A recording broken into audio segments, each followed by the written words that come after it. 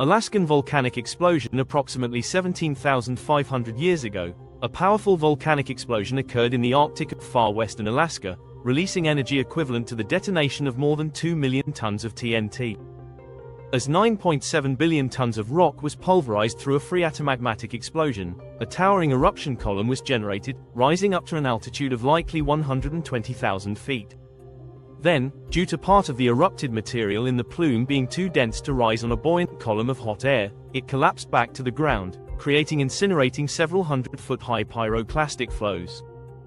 These incinerated everything in a 5.5-mile radius, traveling through and entering the ocean 13.7 miles to the north.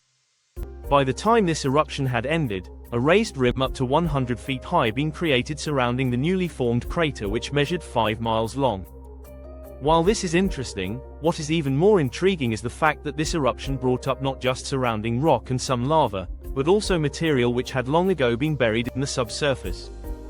Specifically, fossilized mollusks, in this case presumably snails, and petrified wood, the latter of which is common enough in the eruption deposit that it indicates a dense forest was once situated here.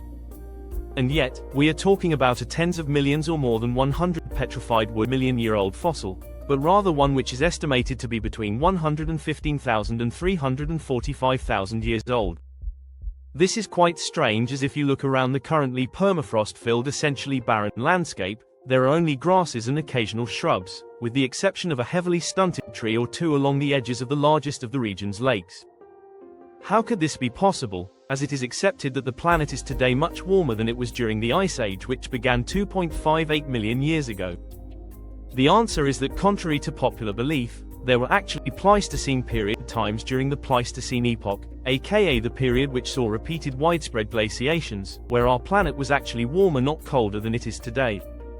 This several million-year-long time frame did not consist of a single continuous glaciation which reached all the way to New Jersey, representing a period of continuous widespread glaciations, but instead dozens of glacial and intraglacial periods.